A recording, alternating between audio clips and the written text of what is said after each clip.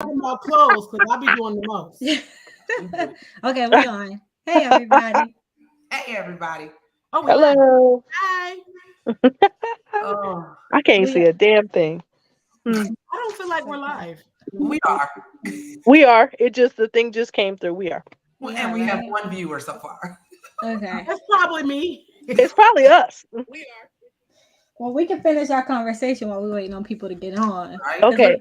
we planning for our clinical cookout first photo shoot together.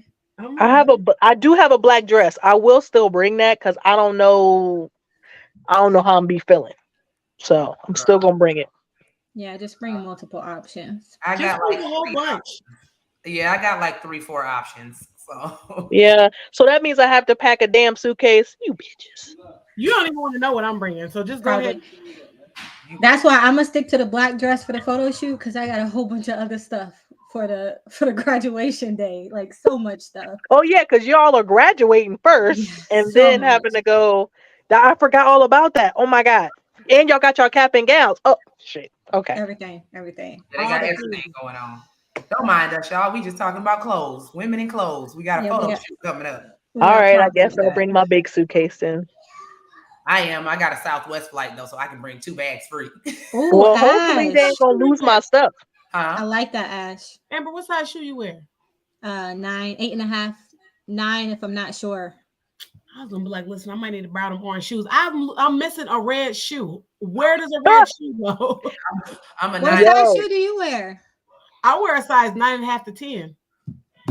Let me check because some of my shoes from when I was pregnant, some of my heels are bigger, so I Yeah, can't wear that's them what happened to anymore. me. I'll look. Let me look and see what I'm size those orange ones are. I'm missing my waist trainer. I don't know where it's at. Okay, we on live. We got 5 people on here, so let's go ahead and get into whatever we supposed to be talking about. Because What are why? we talking about? Not Ashley about to outdo us at our own graduation party. Okay, I need to go buy a dress now because I wasn't buying one. But look at this. Y'all see her dress? No, I didn't see it. Okay, I need to be shiny and gold and black Keith, you on your computer or you on your phone? on your I'm on phone. my phone. On That's my why I phone. can't see it right now. But I'm not wearing anything shiny because I'm like, you know what? This ain't my damn party. I ain't got to dress up. I'm You know, wearing flats. I don't care. I was going that route until I sent Rashonda a picture of the doggone dress, and she said it's not too much. I said, okay, you can't You ask. can't ask me questions Don't like that. ask her that. Don't No, ask her that. ask ask Ask me if it's too Amber. much. You ask me, you'll be wearing a ball gown. Not a ball gown. Listen. Stop it. All right, y'all, don't pay us no mind. This is how we normally act. We just prepping for our first official clinical cookout photo shoot and Suge and Amber's graduation. So that's Woo! what we're talking about. That's not what we talk about today. That's what we talking about right now. But we gonna get into this live with y'all. Yes. Let's go ahead and Yes, get ma'am. into it. So What's our topic for today? So I told the people we was gonna be talking about trust, relationships, broken trust. Can you come back from broken trust? Should you keep your guard up? Should you blame new people for old people's situations?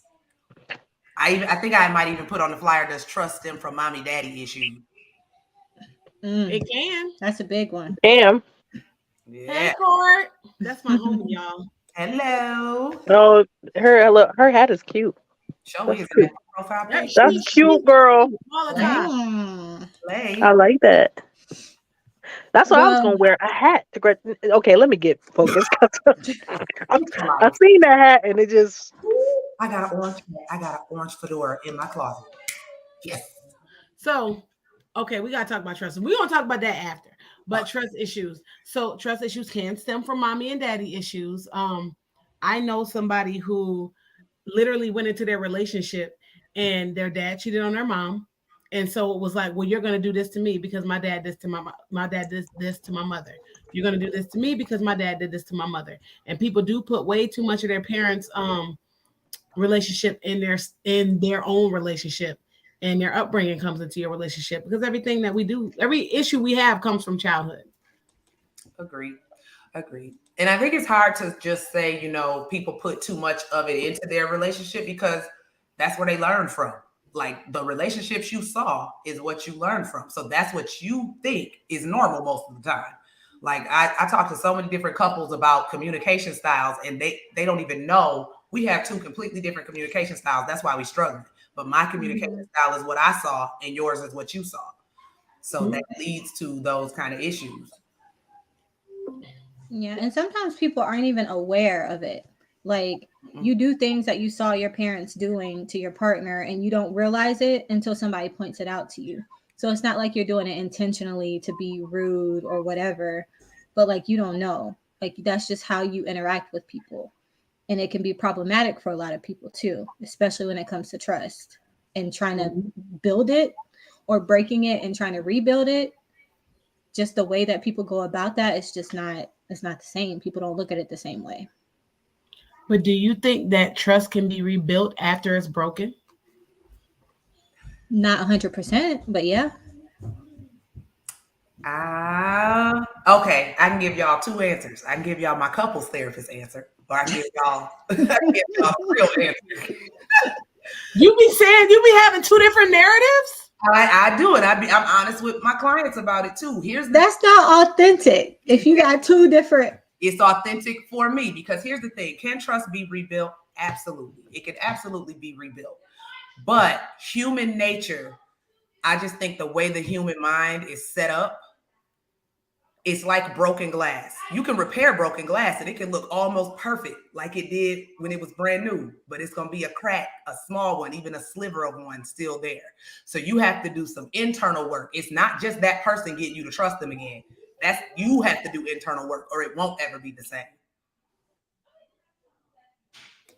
So it's kind of like it can be, you have to work really hard at it. And it's not just up to the other person to regain your trust. You have to do some work or else you're going to still have in the back of your mind, but what if? I'm sorry, but whose kids is yelling in the background like that? Who yelling at each other? Okay. Oh, I thought it was mine. I was like, they out there arguing about the dishes, y'all. They really going at it. Like, what is they're alive, so.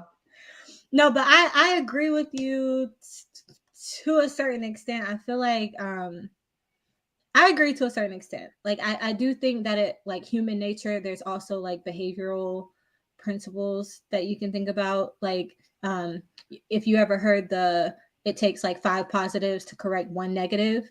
So by human nature, when someone breaks your trust, it's like the worst thing possible, right? Anything that they did positive before then is gone. You're just thinking about that negative thing. But if you see positive things happening with this person, they're keeping their word, you're able to trust them multiple times. Like it has to be consistent and over a longer period of time than when you first met that person, then you can rebuild the trust. Again, not 100%. That's where I agree with you.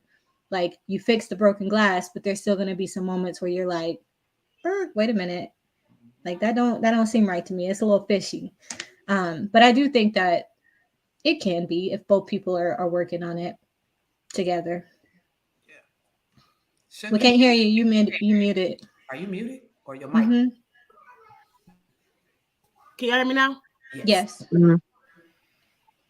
I think we talk from the perspective like, can I ever trust that other person? Can I ever trust them? But what about when it's you that needs the trust restored? Like, what do you want? Do you want the trust restored? Do you want it to be like, well, no, I'm doing my best. You know what I mean? I'm showing you all that I can be. I'm showing you everything. Would you want somebody to?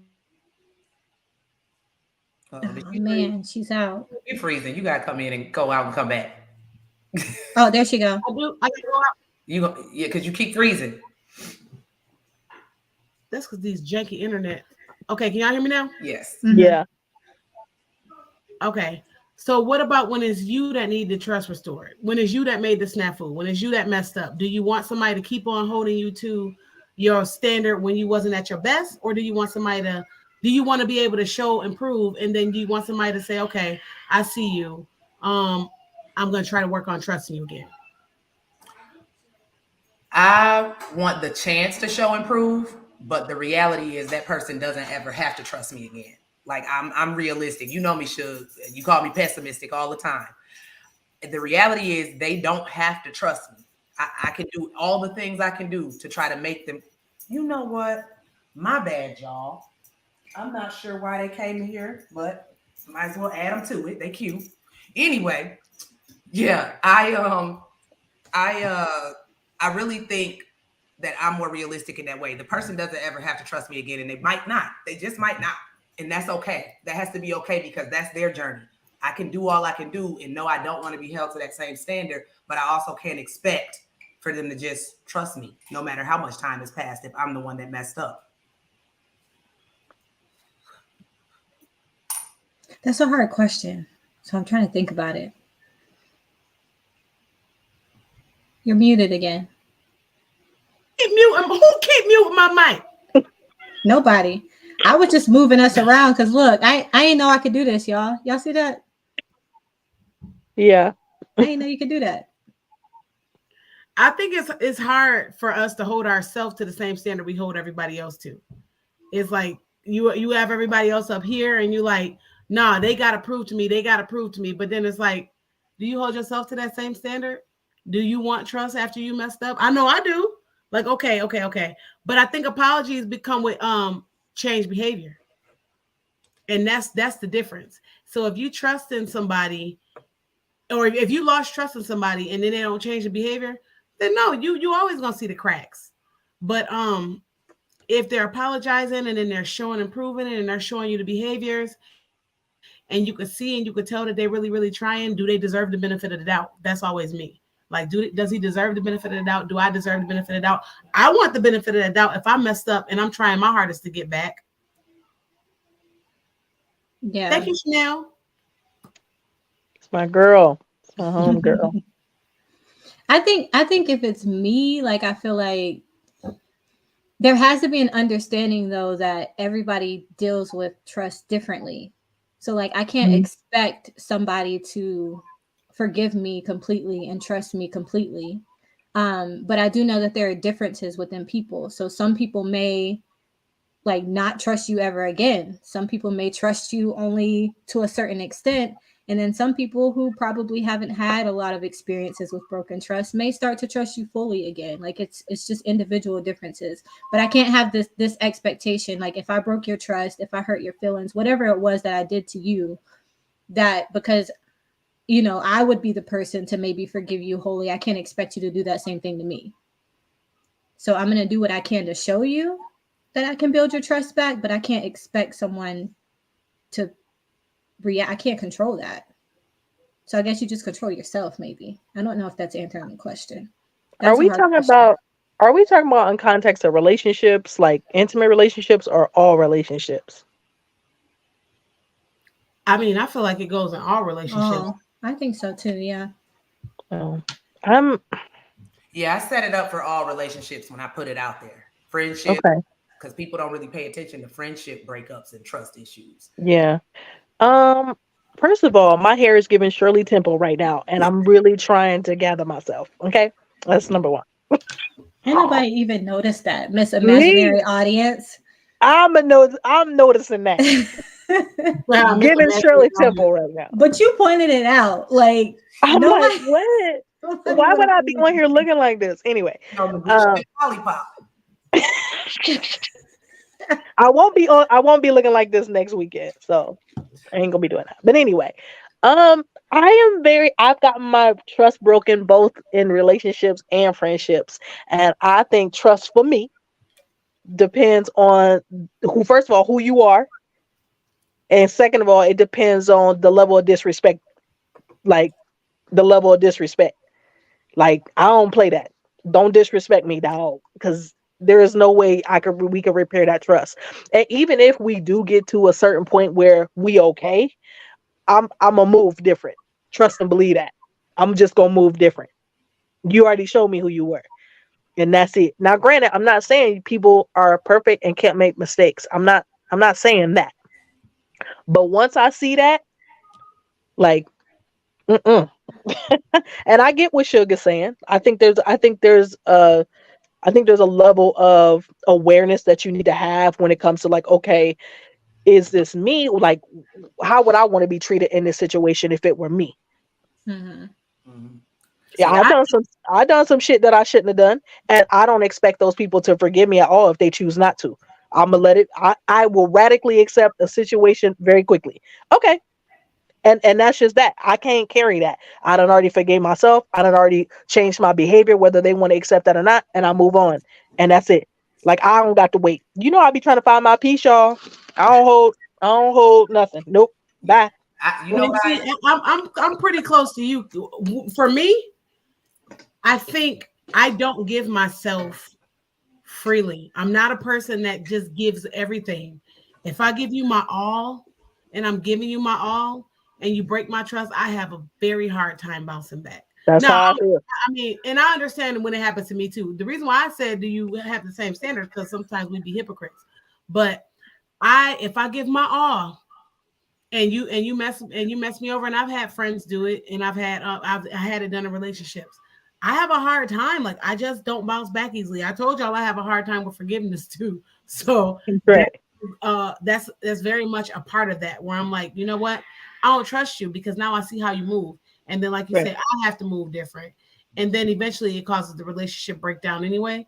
Right. But I think I'm working on that because I'm like, what kind of grace would I want? So True. I'm working on that, and then I'm also learning too that just because I've been through this, I might forgive you, but I don't forget stuff, and I wish my Yeah. memory is so long, but I am not a forgetter. So I'm like, now I know what you're capable of, and if you're capable to Right. break my heart, I'm a little bit more sensitive. So I don't just gather friendships along the way because I'm always like, people just disappoint you. Mhm. Yeah. I I mean, think there's that's also, humans. You're right. yeah, and there's a level of vulnerability to that too, like putting your all into a relationship, whether it's a friend or a romantic relationship. Like for you Hmm. to put yourself out there, it's like you're releasing that shell, like that protection.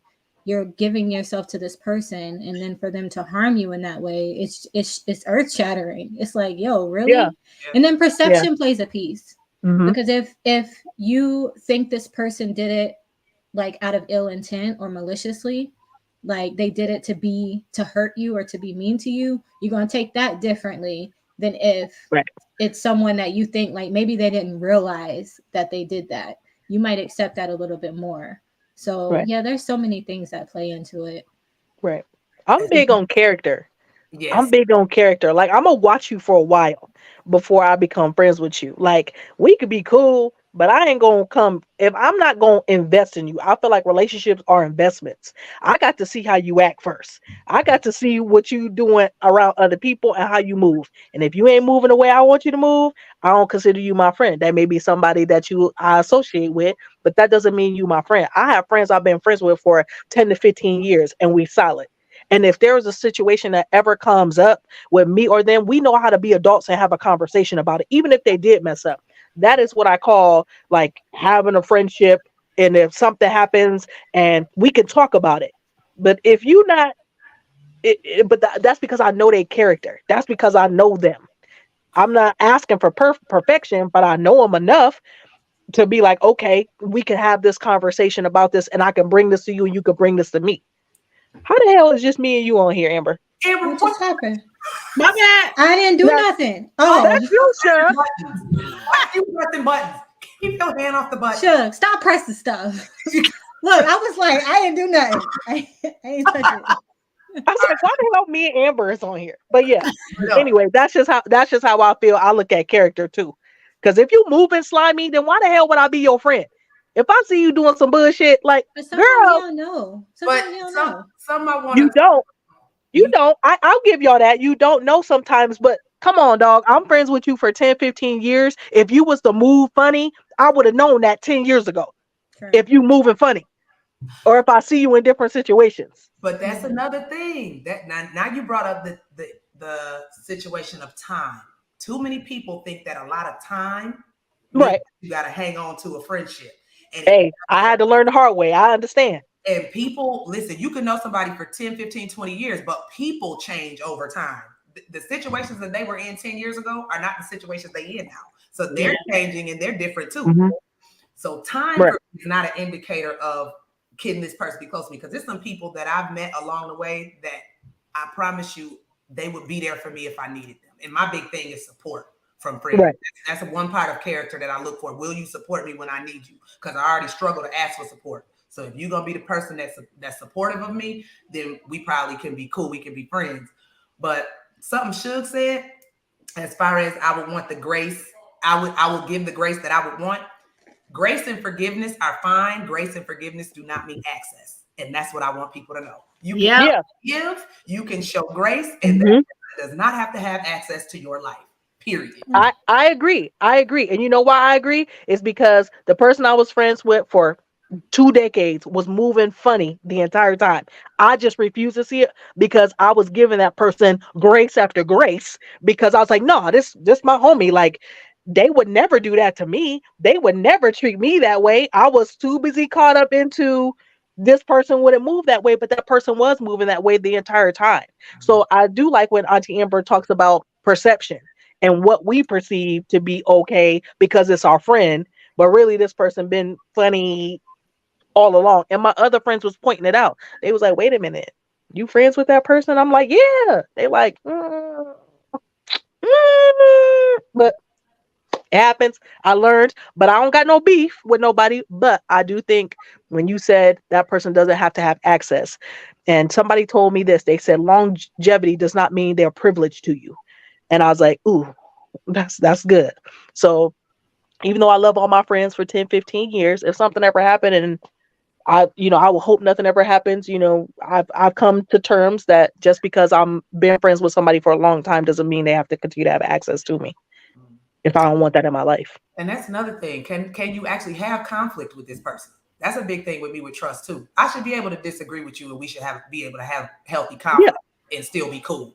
Like, it shouldn't mean that we getting in a physical fight or you breaking stuff in my house. Like, now again, your character is coming to play. You don't know how to manage your anger well. So if we can't have a healthy disagreement, right, I don't trust you too much either. Because but wouldn't character come into play? When your character come into play, I'm only laughing because me and Shug had it out with each other a couple of days ago. And so when you say healthy conflict, because we did both, we had to process what was going on, and then we came back and talked to each other, apologized, and we were like, yo, this is not how we talk to each other.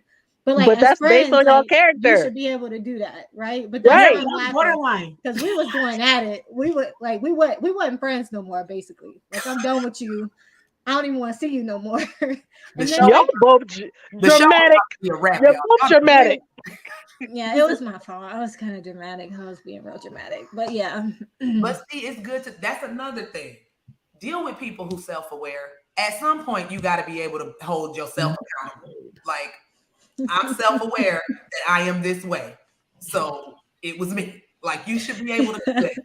But I have been in my life where I've not been I have been self-aware, but I have not given grace. So in the conflict with me and Amber, I was like, I applied the principles that I grew to know over time. Like, am I wrong in this situation? What could I have done better in this situation? And I wouldn't always did that. I would have always been back in the day. You would have been cut. Like, I would have been like, I'm never speaking to her again. Both of just and that's the unhealthy part. So me coming back and like being like, okay, what role did you play in this situation? Like, I was like, dang, I'm doing it, y'all. I'm doing it. But like, it saved a healthy friendship because at the end of the day, like, it really was a small thing. And it's like, okay, if we both blow it up and it gets out of proportion, that's how friendships get ruined because now you don't even know what you're mad about. I don't even know what we were mad about. I just know that it was just over the top and it was just like, back in the day, I would have just severed the relationship. I ain't speaking to you no more. Forget about it. I don't care. And whatever happens, happens. But I think as you start to grow, you handle the relationships that you hold dear better. Yeah. And please believe Auntie Suge when she say that, because we cousins and she done cut me off before. So believe her. Yeah. Listen, I done been there before. My friends have, we've gotten into it before, but we were, again, a character and being able to be a healthy conflict and having conversations are important. And me and that person was able to have a conversation about the conflict that came up. So It's about and is these people worth it? Like, I guess when you do the cost benefit analysis, do an overall picture. Are these people worth it being in your life? Like, what do they add to your life? What value are they adding to your life? So if you can say overall, this person has literally poured into me, supported me, and been there for me, and this is our one time where we either get into it and we can have a healthy dialogue about it, then yeah, I could probably rebuild the trust with you because I know what your behaviors have looked like over time. Now, if you've been moving shady for the past 5 years, and I mean, come on now, Yeah. I'm not gonna be able to build that trust like maybe before. I think at the end of the day, I realized, is this relationship worth keeping? Yes. Mhm. Is it Yeah. really Yeah. worth, Same like, here. you have to think about it. Like, is it really, did you say thank you? No, I said same here. That was my exact thought. And also character too, because you remember when we talked, I was like, that was completely out of character for me. So it's like when something happens, Mhm. this person might show you, I guess, their shadow, right? A side of themselves that they don't really show people. But that doesn't mean that's who I am. It was just in the moment and it was just like explosive. But Shug was able to recognize, like, I know that's not your character. You are a good friend. Like, this is what we want. So let's work together to keep this friendship. But it was a very difficult. And Abe has a question here about how to have difficult conversations with friends. Oh, and before we do this, also, we are looking for somebody to come on and give their perspective on that trust question. So if anybody wants to hop on, just send us a comment and we'll send you the link so y'all can get on and share your perspectives as well. But before we do Abe's, can we do Linda's? You That's said my mama, like that ain't your This mama. one? I was gonna say, she said, can we do That's Linda? my mama. Like that ain't my mom. Is that your mama? That's Hey, my mama. mama. So she said it doesn't matter how long you're friends with the person, you'll never really know them. 100% agree. 100% agree. I do too. Yeah. Oh, 100%. Mary, you'll never really know your spouse. I don't care what nobody says. You will never Mhm. really know anybody. Hell, half the people Yeah, I agree. ourselves.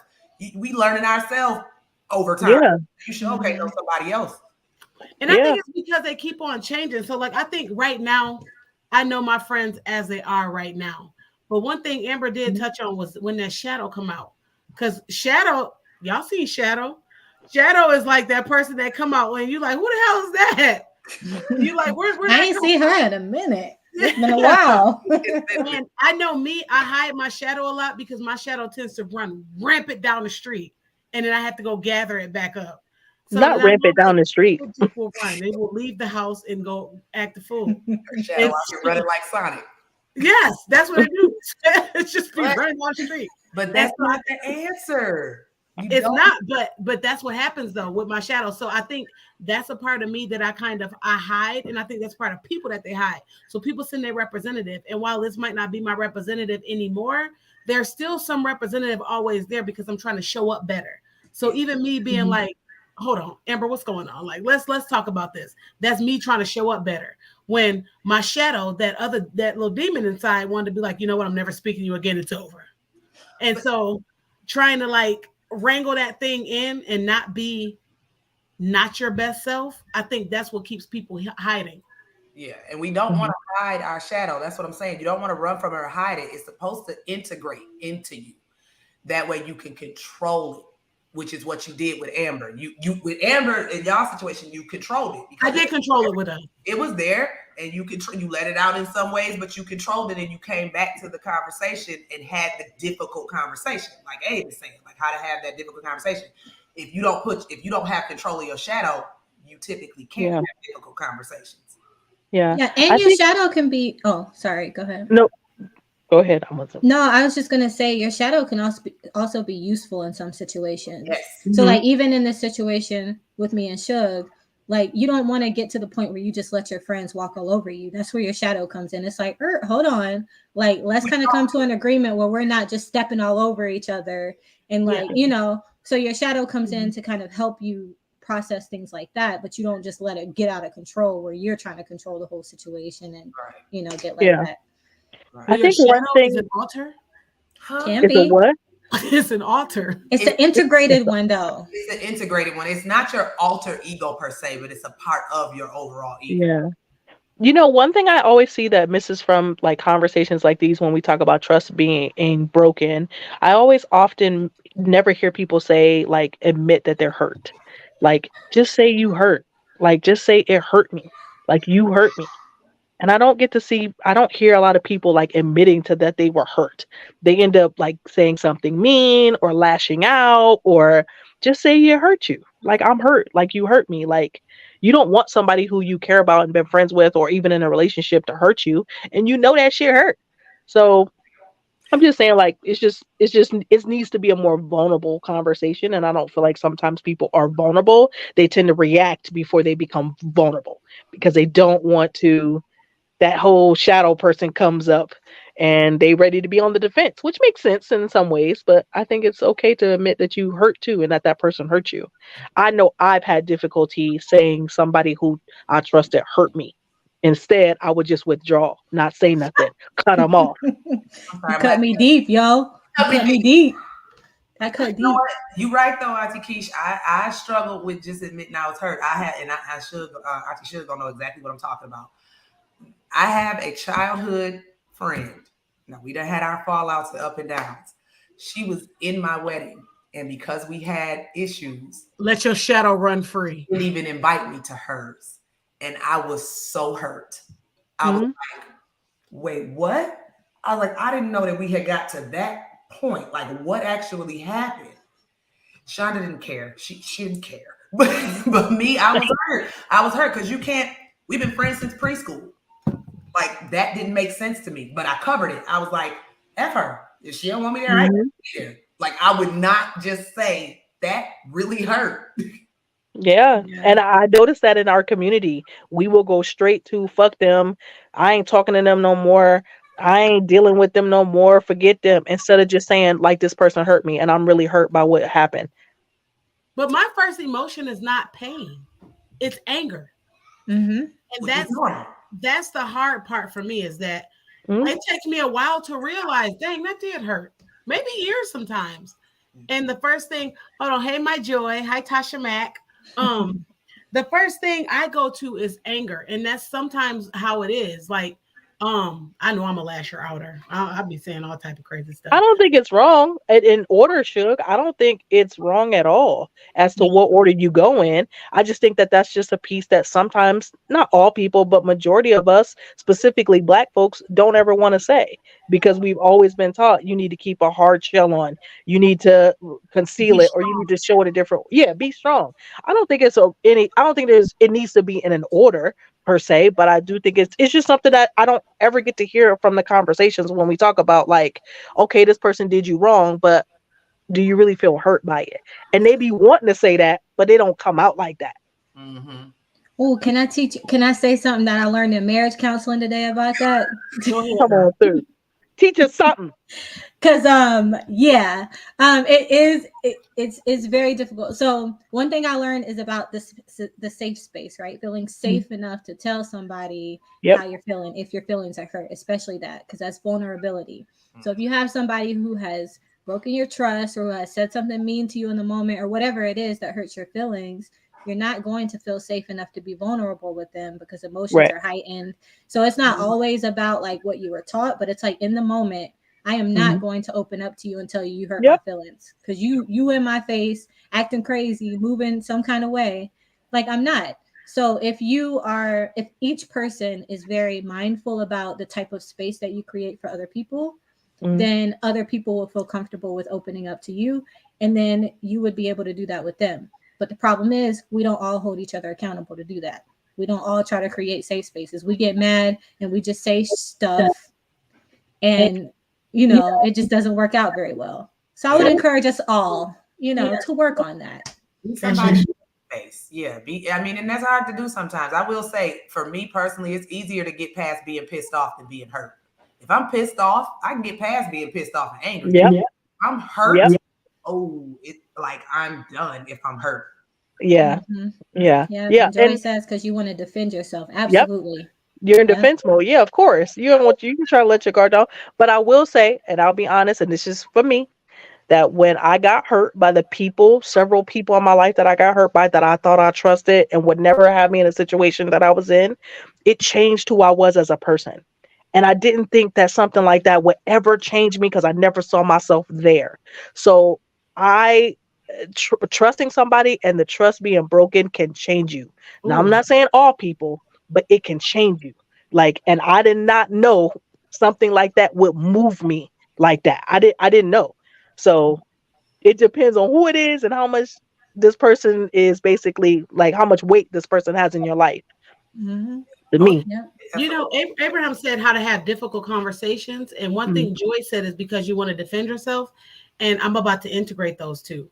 So when me and Auntie Amber had our little tiff or whatever, um, I did take my own advice and said, what role do I play in this situation?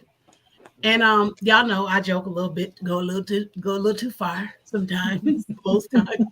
Don't know You when. hurt my feelings. You hurt me. Oh, look at it! Look at You Amber being hurt me. open. It cut deep. You cut me Damn. deep, I y'all. was like, okay. Don't know when to stop. But you know what I did is that I realized like I had to be self-aware. Like, okay, you're Mhm. not all the way wrong, but you're not all the way right. So when I did, shut up, Abraham. When I did speak to her, I realized as a therapist, right? Because we should be able to have these difficult conversations. Mhm. As a therapist, I had to say, I know I hurt you because I put you on a defensive. So even before we even start talking, I came at you and put you on the defense.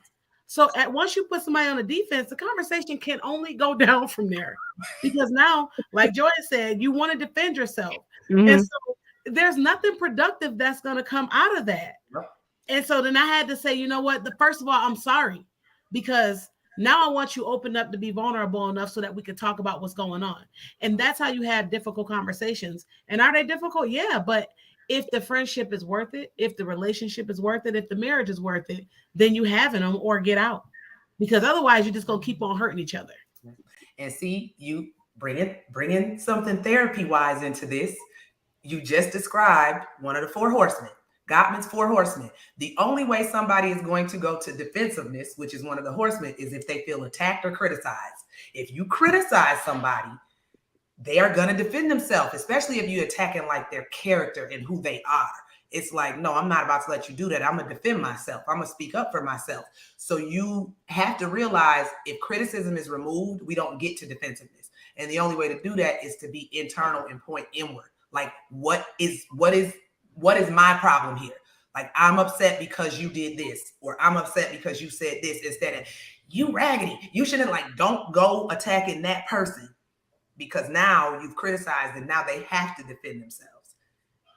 So, and you definitely don't want to get to contempt, because if you get to contempt, which is the third horseman, now you don't respect the person. Now they've said something to disrespect you.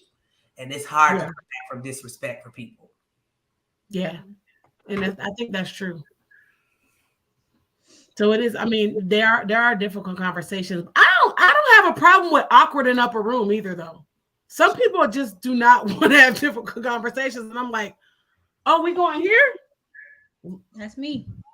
I'll be Yeah. the one to be like, oh, it's a problem.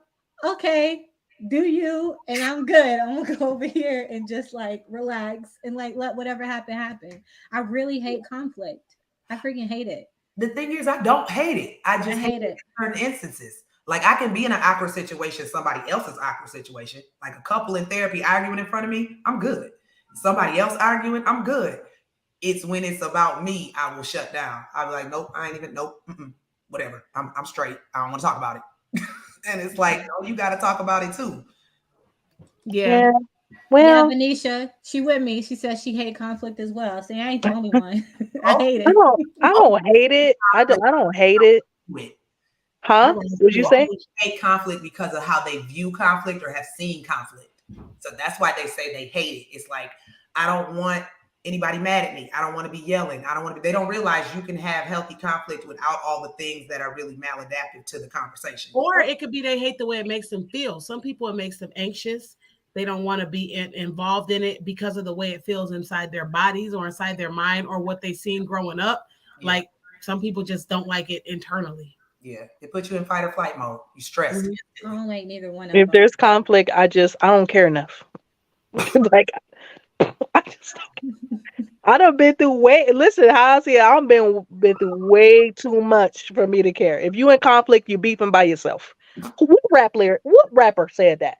The thugged out version of you.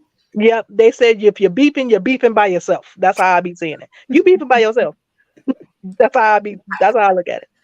And Yes, what Courtney Courtney. said was, Me I too. love peace. Peace. But that's, Peace. I mean, and it's good to like peace, but it's unrealistic. Unrealistic. Because when you don't deal with conflict, everything else gets the chance to run rampant. I don't start conflict, but I also don't shy away from it. I'm just always like, oh, that's where we going today? I got time. Let me see if I got time. I Christina got time. said she's not confrontational, but she will confront if she cares enough. Yeah. Yeah, I agree with that. yeah. Yeah. Especially if it's somebody you care about or just different things. Like if somebody says something about my nephew, what? Joy said she with it. What's up? Yeah, I mean, but I'm with Joy if it's depending on who it is. If it's one of my friends and I'm down with you, I'm with the shits every day, all day. If it's about my nephew, I'm with the shits every day, all day. Like anybody that I really am loyal and down with, yeah, I'm with the shits. And if you now, don't get me wrong, I said that I don't do conflict, I don't really care, I ain't beefing, but you ain't gonna put your hands on me and you ain't gonna hit below the belt. Because if you think you're gonna hit below the belt, I will snatch my wig off and we gonna be boxing. That's it. I'm with the shits. That's me. I will walk away. Like we Yeah. just not friends no more. Like if you're gonna do something like that, I'm done. Like I'm not gonna deal with it. But I will say one thing that happens with me when I avoid the conflict, it builds up. So somebody can do something small and I get pissed off. Like exploded. I exploded on Suge. It wasn't even her fault. It wasn't even the situation. It was like 15 other things that happened that week. But because I avoided all of that, it just like went off. I'm that way too. The smallest thing after I done let things build up and build up will take. It just sets you off. But I also can't, like, my whole life I've been more passive, but I can't be backed into a corner either. You back me into a Right. corner and I'm gonna flip clean out. I'll be Right. like, come get Ashley. I'm that friend that's like, you mess with my friend? Like when they went ranting Listen. online about Keisha, I was like, I got time. I'm in between therapy sessions. Listen. Me and Joy are two. We the same. Listen. Suge was my bodyguard when we was young because she didn't back down from nothing. She's like, oh, you talking about my cousin? Like she would go there and I'm like, it ain't even that serious. Like, whoa, we ain't got to do all of that. Like I had to be backed into a corner to do it. And like certain things backed me into a corner. In high school, homegirl showed up at my grandmother's house ready to fight. And she got a Timberland boot to the face. Like you got to take me there for me to go there. I will try my best to avoid going there. What's the new saying? Don't play in my face. Like, don't play with me, dog. Like, don't play in my face. We can go our separate ways, but don't think that you could play in my face and I'm just gonna take it. No, like that's not cool. Tasha said, I totally agree. You can't let it build up or you explode on the wrong person. Agree. Let's unpack that. Agree. I don't know if I've exploded on the wrong person. I have. Well, Auntie Amber said she exploded on me and some of the stuff wasn't my stuff. Yeah. Now, hush, Christina. Some stuff was not my stuff, but that goes to show when you never know what people are going through. Mm-hmm. And when you bothering folks, or even if you're not bothering people, you just gotta you gotta be kind, because when people are going through stuff, it's internal. It's not like she called and said, hey, I'm going through this, and then I called and was like, well, I'm going through this, or this is about to happen. I didn't know. And a lot of us don't know. So we see people walking down the street and there's an iceberg, right? So at the tip of the iceberg, you see anger, resentment, you see lashing out, you see using nasty words. But up underneath that iceberg, all of the things could be going on. What could it be? It could be problems in my marriage. It could be problems with my parents. It could be problems with me and my parents. It could be problems with my kids. There are so many things, molestation. There are so many things that go on underneath the surface that we don't see in other people. And when it comes out to us, we're like, well, what happened? We don't know what happened, and we don't know why that person went off. And so even in that situation, like I did learn, like confrontation is cool, but you got to know who you're getting on that day, because you never know what people are going through. Right. I wholeheartedly agree, Shug. That's why I always try to practice kindness. I mean, we therapists, so we see a lot of things.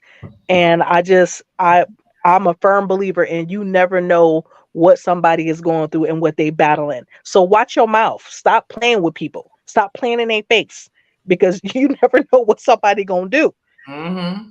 Yeah, Yeah. but also that goes both ways. So like you don't know what somebody else is going through, but you can't just go off on people when you know you got other stuff you're going through too. So you also But have to people be do though. mindful yourself. Right. That's that lack of self-awareness there Yeah. where Yep. they not aware like you going through some stuff too, dog. Like sit down. Mm-hmm. Stop playing in your Mhm. own face and sit down. And we've been touching on friendships and romantic relationships, but honestly, family relationships, siblings, parent, child, like looking back on my life, there was a lot of times I lashed out at my mother because I was mad at my father. Mhm. That wasn't her fault. That wasn't her fault. I had an attitude with her because something happened with him. And Yeah. kids will do that. They will lash out at the parent that's there because Mhm. you hear, like, you the only one that I got to take things out on. But I am actually mad at the other parent. And the same thing happens with siblings, especially when you talk about like mixed families, where it's like half siblings or step siblings, thing like that. Like, you got to realize you don't know what these people are dealing with. And Yeah. you got to really be careful because they might snap and flip out on Yeah. you. And I what see it Abraham mostly with kids and parents. Like when parents are going through things, they take that out on their kids. I see that all the time, and I'll be like, "Man, y'all got to address some things that's going on with yourself because these kids who are innocent bystanders are basically catching stray bullets yeah, because they don't understand. They don't understand you had a stressful day at work. They don't understand that their parents is going through a divorce or through trust issues in their relationships, and now that's filtering down to the kids. So I see that a lot. when And them when me kids take them bullets and they pew, pew, pew, to other people. And then you Yep. want to say the kid is bad or the kid Yep. don't know how to. No, they taking it. It's straight through. There ain't no filter. It just Straight comes through. straight Yeah, Yep. that's true. And then, well, that's why Abraham said is that emotional intelligence. So we talk about emotional intelligence a lot. through. He and I, and both on our jobs. Like, emotional intelligence is not a buzzword. If you can't apologize to people, you're not emotionally intelligent. If you can't have self awareness, you're not emotional intelligent. You're not emotionally intelligent. If you can't do self reflection, you're not emotionally intelligent. At least not in those instances. And not saying that you can never be, but just in those instances, you are not using all your smarts. Um, and I think that with emotional intelligence, you got to tap in. It's not just always sitting right there readily available. Sometimes you actually have to tap in, like, okay, what am I feeling right now? Like sometimes there's even arguments with me and my husband, and I'll be like, you're not mad at me. That's them stray bullets. Somebody else can piss you off, and I get the residual. And then like whenever like we say things like that, Keisha done got kicked off. Whenever we say things like that, then it makes you like you can kind of jolt somebody into reality, like, dang, I'm not mad at you. You know what I mean? I'm mad at something else, and you're catching it. Yeah. But you know what emotional intelligence is also not, to swing it back to where we started, it's not avoiding conflict. Like, it's not the way that I am with conflict, especially I will say in my relationship. Like, it's funny, in my relationship with my husband and in my relationship with my dad, they paralleled each other. These are two men in my life who I struggle the most with just confronting situations. Like, we need to talk about this. We need to hash this out. We need to discuss it. I need to tell you that you hurt me. I struggle. And emotional intelligence is something that can continue to be built. So I'm aware enough to know I struggle there. So I try to say what I need to say, even if it's in like writing a letter or something. Or I always tell people, don't do text messages because you can't read tone in text, and you might mess somebody up sending a text message. But Mhm. figure out a way that works for you, whether it's writing a letter with something. If you struggle to just attack situations and confront situations, you have to find something that works for you, because I know that's hard for me. And it's a pattern with important men in my life. It's hard. Mhm. But it's also because, like Amber said, I don't always feel safe in those spaces. You can love somebody and not always feel safe in their space. But it's also not up to other people to necessarily always make you feel safe in those spaces. If you don't feel safe, there's a lot of work that's to be done internally too. Because I was just in a session with somebody, and they were bringing their stuff from childhood into their present life, and they weren't feeling safe. And that totally wasn't even the intention of the other person. But it's like, now you done brought your own bags in here because you're the bag lady and sat them down in this space. And now we don't have enough room so we could fix our stuff. But you know what? It's I hard. like that. I like that, but it's hard when you see similarities in people. Like an old school saying is people look for their mom, like men look for their mom and their partner, and women look for their dad and their partner. I wish people quit lying. I wish not everybody's not like that. That all depends. But that ain't a lie for me, y'all. My daddy has 6. Y'all, this is. Oh, I'm sorry. Go ahead. I'm just saying, I would be remiss if I said there are not certain similarities between my husband and my dad. Not everything. They are different in a lot of ways, but there are certain similarities there. And it's like, Dad, that is not what I meant to pick. I didn't want that trait. No, mine is just funny because my dad has 6 brothers and my husband has 6 brothers. How that happened, I don't know. I was like, I don't know, but that's a very shallow example, but I just thought that was funny. Any other brothers come into the graduation? Keisha, no. I don't know if is anything there for me? Anything left for me? Anything come for me? Anything come for me? That's so stupid. Yeah. Phyllis says she don't want no part to her dad's behavior. She with you, Joe. You don't, but it's unconscious. It's really unconscious. I'm telling you, you wouldn't normally see it. It's not blaring. It's super unconscious. The thing. I think it's just coincidental. I honestly think, I don't know, because you hitting on some Freudian stuff when you say that, like. And no, she might be right. Sexual type of stuff. Yeah, like I'm about to say that's the Freudian stuff. Yeah, Freud was not always wrong. There are some psychosexual things in there, like the Electra, but it's not always to a T. Because right, it's not to a T, but yeah, like I feel like his what did he do the defense mechanisms? Like his, like wasn't that him? Was the defense mechanism? No, yeah, it was him. Like I feel like them was on target. Like I felt like those were good and that can show up. But listen, Chanel, Tamara, I'm just saying, did anything come for me? That's all I was asking. That's all I asked. I just asked questions. You can say no. I'm just saying. It ain't come for you. I don't know if you want. I don't know if you want them packages. So okay, never mind. No, what Phyllis said was that's Auntie. She said, I don't want no parts of my dad behaviors. Some people actually run from that thing they usually run into it still sometimes. Actually say it. But some people do run. Some people try and run from that because it's like, I don't necessarily want what broke me. I don't want what continues to break me. But I think that with human behavior, I mean, you're bound to get some of those traits anyway. So is it human behavior or is it unconscious? We don't know. Yeah, but also not everybody's that broke them either. So like I was looking for certain positive traits in my partner that I saw in my dad, not in a psychosexual way. Right. Y'all, so don't take that. But certain positive traits, like the way that, I saw him care for my mom when she needed it, or support my mom, or support me and my brother, like as a father, things like that. That's what I was looking for. But also that's human behavior as well.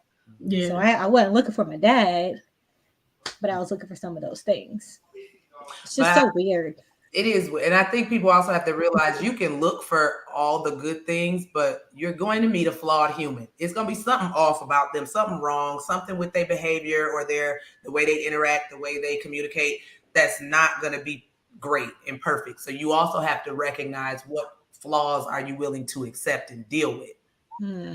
Knowing that you can't change them, because that was a big thing for me. I was trying to change somebody. Like, I can't change you. I can't do that. So I have to be willing to settle for who you are. True. Well, nobody wanted to come on with us. Okay. I was just about to ask too. Don't nobody want to come on and get in on this conversation because it's a good one.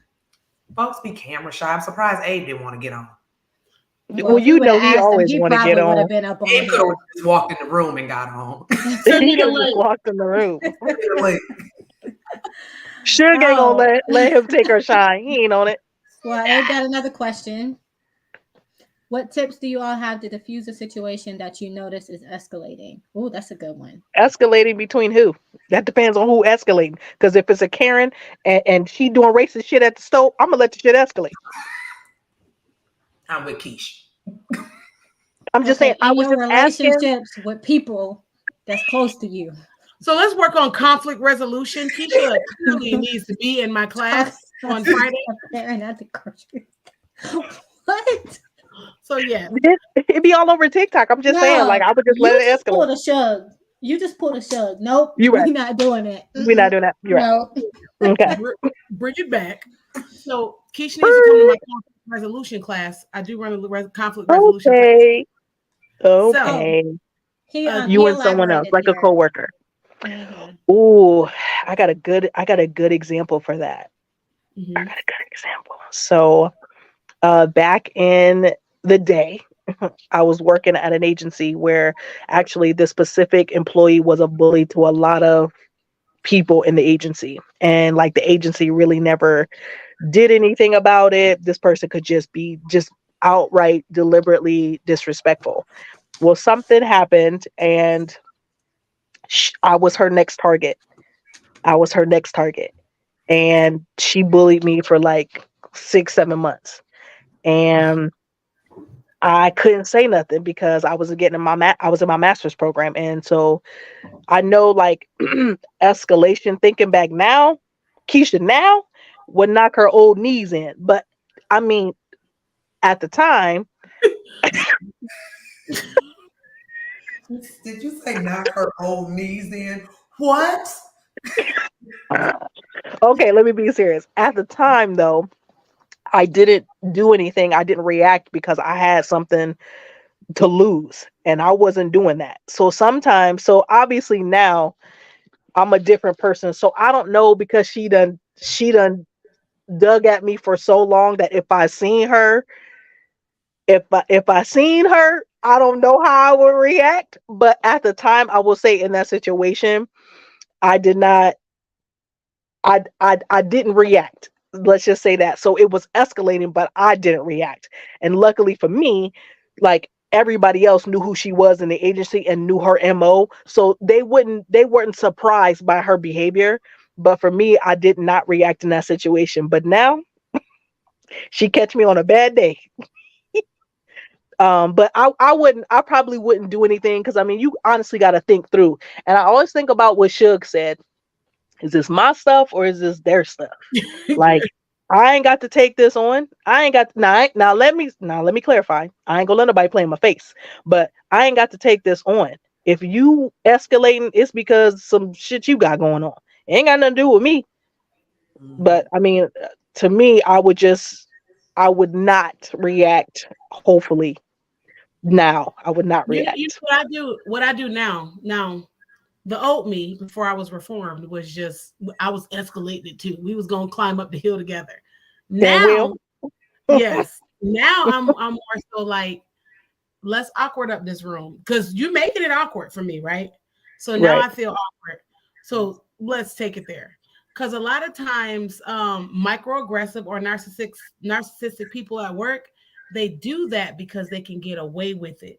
But when Mm-hmm. you actually get that person that meets you head on in front of everybody, me, I was disrespected at my job, and then I was privately apologized to. You know what I said? Mm-mm. You publicly disrespected me. So let's go ahead and publicly apologize.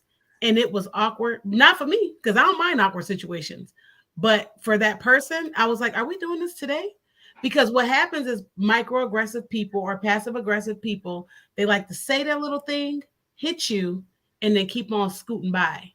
And Yep. then they know that you don't like conflict, they know you don't want it to escalate, and it feeds their ego, right? So what I did was stop.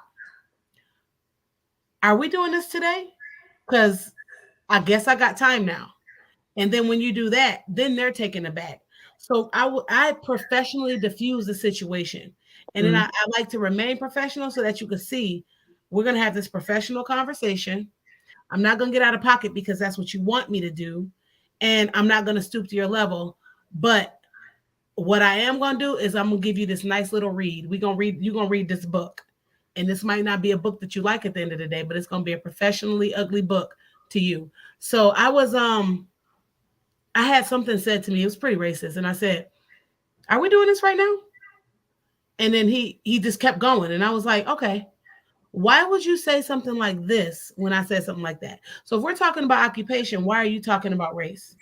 And asking that question in front of Mhm. people completely disarms the narcissist, because now they're like, I've been challenged. And Yep. so narcissistic people or people who are aggressive, they are not used to actually being challenged back. And sometimes it makes them take it back. And then when you're professional about it, because before you get into that the fisticuffs, the verbal fisticuffs, whatever, you got to play the tape to the end. So what I did was play the tape to the end. If I engage in this situation right now, what happens to me? If I'm not losing the job, or I mean, I'm not losing life or limb or something like that, then we have to talk about it, because I can't go on with the disrespect and you won't go Mhm. on disrespecting me. So that's how Yeah, I just hit it head on. Yeah, but you have to have a lot of self control to be able to handle a situation like that. a lot Because of think self about the control. amount of self control it takes for you to not clap back and say a racist comment or a stereotype back to that person. Like, if you say that to them, we doing this right now. Like, why would you say something like that if I said something like this and they come back with a really racist comment? You got to have self control to think about what you need to say to respond to it in the moment. So Yeah. for Right. me, like I deal with it in a way that I teach kids how to deal with bullies, Mhm. because bullies also get a kick out of your reaction. If you get all riled up and you get upset and they see that it's bothering you, they enjoy that and they're going to continue to do it. So for me, I don't take silence as a weakness in certain situations. Now, I'm not going to say all. I don't take Right. walking away as a weakness. I actually take that Mhm. as a strength, because I have enough self control to not hit you in your face right now, or choke Right. you, or cut you, or whatever else it is that I think I need to do to you for making this comment. I have enough Knock your old control ass to nieces walk out. away and gather myself before I address the situation Mhm. or not. You Yeah. decide, you pick or choose your battles. Everything doesn't need to have a response, but you also don't have to respond right then and there. You Yep. don't. So whether it's a client, a boss, a coworker, whatever it is, if there's a situation and you don't feel like you can control yourself enough, like Auntie Shug can, you can walk away. It's not a weakness. It don't make you look like, they got to you. You gather yourself and then you handle the situation later. You bring it back up later, or you talk to whoever you need to talk to figure out what the problem is, but you don't always have to go at it right then and there. I, I like that, Amber. That silence can actually be really powerful in Mhm. a situation like that. Like I'm the person. If somebody's yelling, I'm like, oh, what we yelling for? Why we yell? I'm at a 2. You at a 7. That actually pisses people off. It's like I'm not getting the reaction I want from you. I'm yelling and hollering at you, and you at like, what we yelling about? And in a situation like what I should was saying, if he continued to escalate, it's like, oh, so we're just going to continue to be racist today? Okay, I'm gonna let you continue to be racist, and I'm gonna go to my office because I'm not gonna stand here and let you be racist in my face. Like doing stuff like that throws people because they expect you to react a certain way. Mm-hmm. They So expect something. I have something to add to the whole maybe having a racist boss or someone who has said some microaggressions or micro assaults. Wait, I'm before the you type do of that, sorry, mm, before you do that, there is a good comment here that says when you're put in that situation, the person mhm. already knows you have something to lose if you check them back. So that's why they do it in public, because they think you're not going to say Mhm. anything, you're not going to do anything, Uh-huh. and that And that provokes happened to them to me. do that. That happened Yeah, to me. So I couldn't say nothing because I had to get my master's. I didn't want to get kicked out of my program. Yeah, So that's what I, happened. I couldn't say nothing. So but let that bitch catch me on another day. No, oh okay. my I'm playing. god. I'm playing. Um anyway, when it comes to like the micro assaults and having like supervisors who are, having these microaggressions, this may be a little bit off but hear me out. You have to find a person who is willing to be your ally in situations like this. Here's why. I have ran into certain supervisors who do not have maybe the awareness or say things that are racist. I need to be around white people who understand that things that they say need to be called out. if you are not that type of person, or if that boss isn't that type of person to be called out and don't want to confront those things, you need somebody else who maybe in the same level of management as them, that you can talk to and speak to about it, and maybe having that person bring it up in some sort of fashion to them. Now that does not mean that they got to out you and say it, but you need somebody in the agency that can be an ally for you, because it's not always our job to confront those things. Sometimes people got to do the work where you work at. They got to do that work. You don't always have to do the work. And if something is bothering you, you got to find the outlet. I am perfectly okay. And you got to see how people move. Y'all know I said character, but I'm a perfectly okay with finding, like my boss I have now, me and her have that relationship to where I can talk to her about racist things. And she will ask me questions, she will talk to me about things. And there may be certain coworkers I may have talked to her about, like, listen, I don't trust old girl, and they done said some stuff I'm not really okay with. And me and her can have that safe space. Y'all, we've been talking about creating safe spaces this whole time. And I think that it's the same thing. You got to find somebody who's willing to create that safe space for you so you can get that stuff out and be supported. You can't do that stuff on your own. That's just my take. You You know, know what Auntie Phyllis said? You're right. I stopped talking to the other person, and now I'm her best friend. And the day with the situation with me, I was the ally to that person. I was like, Mm-hmm. you're mad at me, but I'm gonna tell you just for future references and for future references when you're dealing with me, Yep. because it was like, don't treat me like this. I'm not psychologically safe if I have to have this conversation with you. And you know what I did? I stopped talking. I removed myself from the situation. Mm-hmm. Then when you remove yourself, people have a chance to be like, well, dang, I did hurt that person. And they Yep. have a chance to reflect and feel as dumb as they need to feel for them to get Mm-hmm. back to their stuff. And I think that that's what changed it. Now I see how you move. I know how you move and I see you. But if I need something from you, I got to get what I need. But I don't think I don't see you. And that's kind of how it was for me. and Yep. Tasha, And Tasha says, "Oh, sorry. yeah, Is that where you were gonna?" that's where I was going. Listen, people think that you won't file complaints on them. Go ahead and file them EEOC complaints. What's Yep. EEOC? Equal Employment Opportunity Commission. So you file a Okay. complaint with the Mm-hmm. Equal Employment Opportunity Commission when something like this happens, whether it's discrimination, racism, sexism in the workplace, Mm-hmm. whatever. Like, file that stuff. Don't think Yep. that this won't work, because I've had clients who did it and it did work. So Yep. A lady on TikTok said it worked for her. She said that her supervisor switched right up as soon as HR called her about her behavior. yep, Yep. exactly. File them. Listen, they will file on you. To keep in mind that the very thing you afraid to do in the workplace, somebody else would do to you if the roles were reversed. Because they Mm-hmm. do what you got to do. Don't you worry about getting who. I don't want to get nobody fired. I do. They don't need to be here. Bye. No, you ain't got to play nice at work. Work is about your money, and work is about you being in an environment where you don't have to deal with things like that. So file those complaints. Mm-hmm. Yeah. Yeah. Christina said I had a person at my job and I had to professionally check her. She was quick to throw people feared her because she was a friends with the boss, but I didn't care. And you know what? The professional check is that's the one I do. I do the professional read to where you, because what I don't want you to say, because they already view black women as aggressive. They already view us as negative, and that was the comment that black people are aggressive. They already view us as aggressive, unprofessional, negative, untamed, unfiltered, monkeys, whatever. So we're wild animals. And so when I responded, not as the shadow that was running rampant on the inside of my body, when I responded as a professional with that read, that's when I was treated as a professional.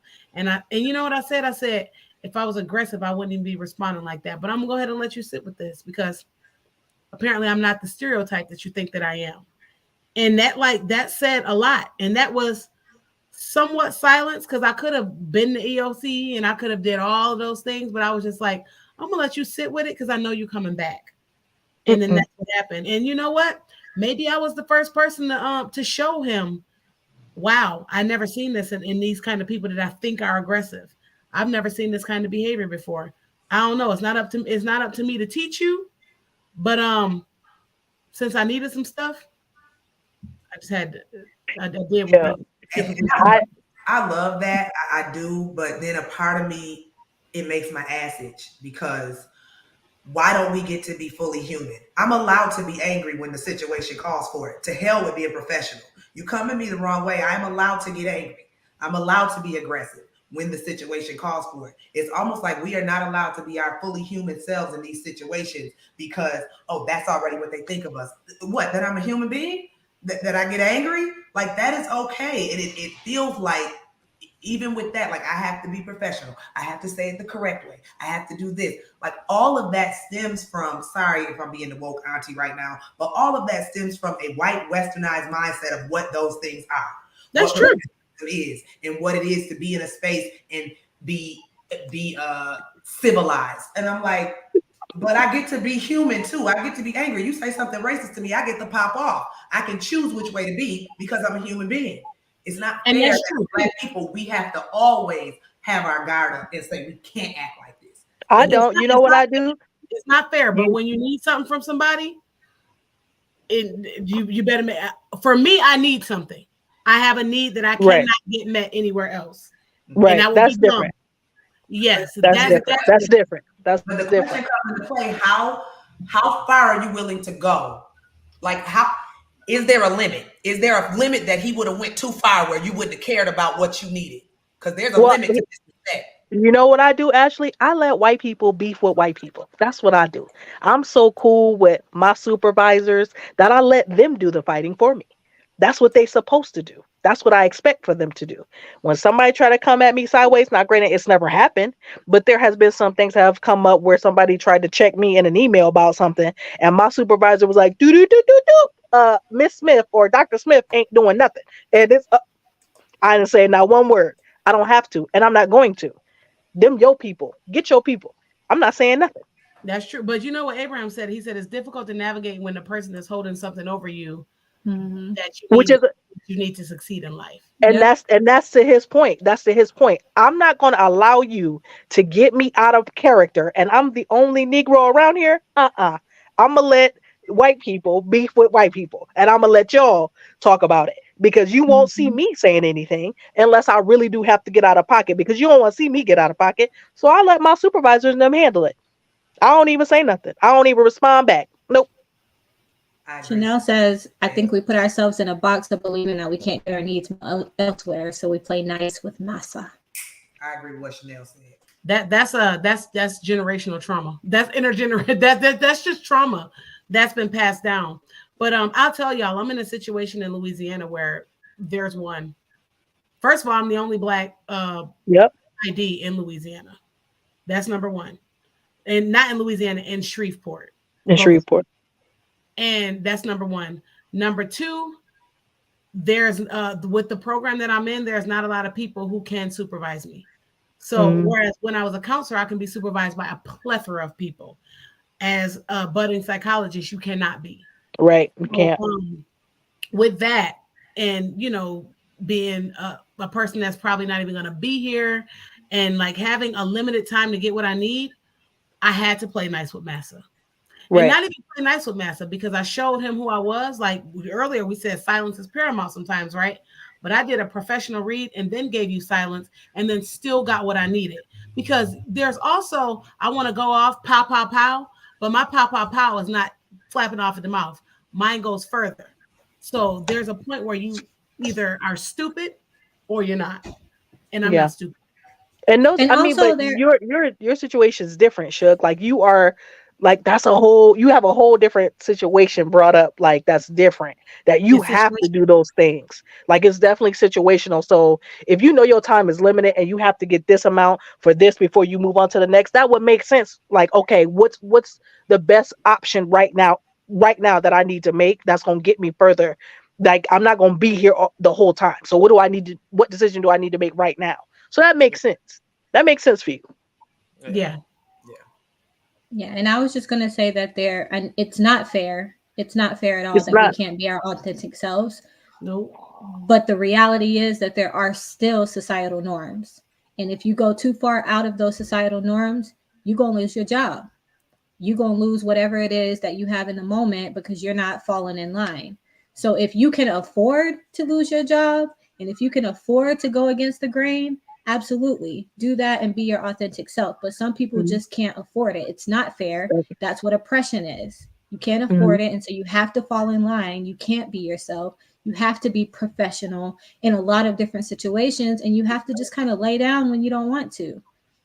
Yeah. So if you can afford it, like, you know, you build yourself up to the point where you don't have to deal with those things. Like, I feel like I've built myself up to the point where I can call the shots now. If I don't want to be Yep. in this environment, in this office, somebody makes me mad, there are racist comments, Mhm. I can leave and go somewhere else Yep. and do a lot better. But some people Yep. just don't have that opportunity. So you just have to Yep. kind of roll with what you have in the moment and do what you feel is Right. necessary for you to still live and still survive. Yeah. This is one And of I can acknowledge that that's a privilege. I can acknowledge that that's a privilege for me because I mean there are people who look like us that cannot just get up and leave their job. Like my mom wouldn't be able to do that. Like my mom has been at Target for 25 years, and where would she go? Because that's all she knows. She can't, if somebody, talk shit or say something in a line and something like that, like while she's in her line, which she's had before, she can't just get up and walk out because it doesn't afford Mhm. her to do that.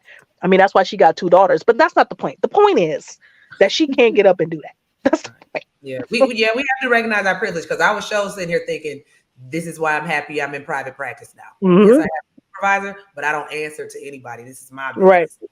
So, Mhm. and I mean, in certain ways, that's not always good because I also don't have the camaraderie of an office of coworkers. But I find it elsewhere. I'll call y'all. I'll call other professionals Hmm. that I in the field that I trust because I was scared to do it and I was forced into doing it. But now that I'm here, it's like I could never go back and work for somebody. Yeah. Yeah. Well, we have a couple more minutes left. So, any more questions, anybody? What, I didn't see Chanel's Okay. comments or whose comments came up that you put up just last. Oh, It said, Phyllis. to school all these years to lose everything for punching my boss. Mm-hmm.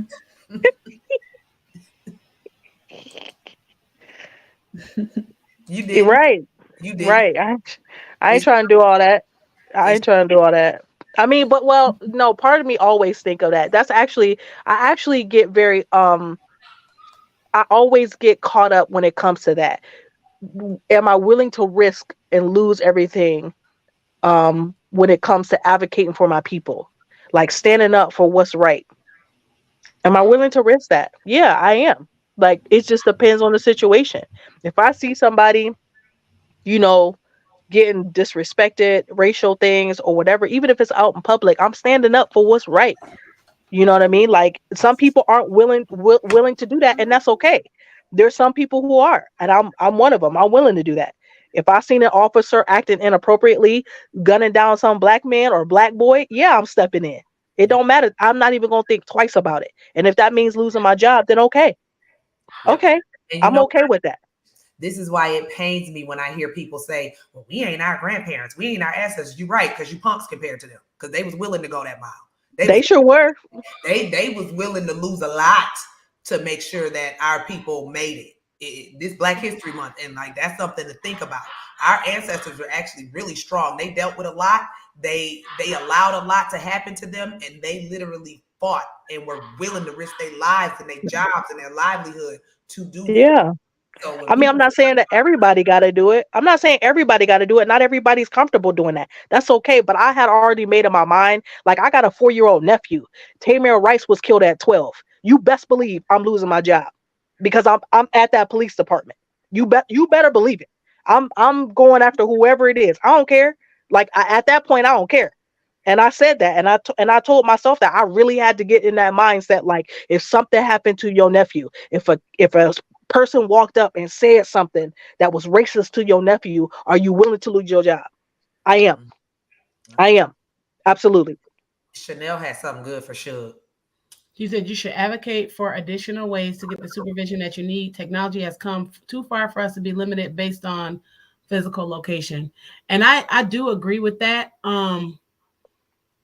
That the reason why I say everything is situational is because nothing is cut and dry. And the life that I live, the lifestyle that I live, once I get done with this postdoc, I'll be able to do what I got to do. And Shake and move. yeah, I don't need to be up under nobody. One thing you always gonna figure out for me is I'm very calculated in the things that I do. Mhm. So Mm-hmm. I'll get what I need. One comment is not gonna kill me because guess what? They've been happening all our lives, and that's real. And so,